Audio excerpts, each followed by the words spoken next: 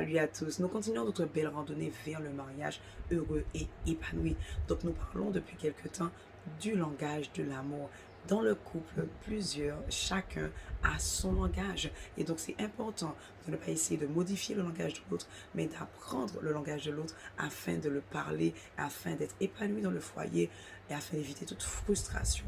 Parce que si un Chinois et un Espagnol essayent de se parler, ils n'y arrivent pas. C'est frustrant, ça peut être agaçant, énervant et ça peut briser même la relation. Donc c'est vraiment important de pouvoir apprendre à connaître le langage de l'amour de votre partenaire de vie, de votre épouse, de votre époux. Donc aujourd'hui, on va parler du langage de l'amour, eh bien, qu'on appelle le toucher.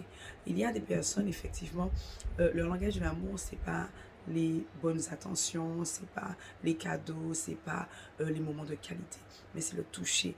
Ils aiment être touchés. Ils se sentent aimés lorsqu'ils touchent. Euh, ils manifestent leur amour en touchant. Et donc ça, c'est vraiment important de pouvoir saisir ce langage et de pouvoir vraiment apprendre à le parler. Parce que c'est pas tout le monde c'est pas tous en fait qui ont cette facilité à toucher. Il y en a, le toucher même les dérange, le toucher même, ça les frustre parce qu'ils ne sont pas habitués. On ne les a pas habitués à ça lorsqu'ils étaient petits, on ne les a pas habitués à toucher. Mais lorsque tu te mets en couple, tu te maries à quelqu'un qui a pour langage de l'amour le toucher, il faut pouvoir apprendre à communiquer avec ce langage. Et ainsi, et vice-versa, pareil. Donc, le toucher, cette personne aime en fait qu'on lui parle, on le touche, les caresses, les câlins. C'est vraiment quelqu'un qui parle le langage du toucher.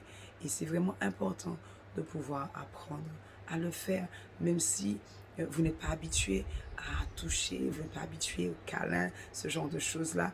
Mais pour le bien-être et l'épanouissement de votre mariage, il faudra l'apprendre. Donc voilà aujourd'hui ce que je voulais partager avec vous.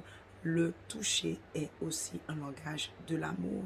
Donc il faut pouvoir le développer lorsqu'on est avec quelqu'un qui a ce langage. Allez, à bientôt et une bonne continuation vers le mariage heureux et épanoui.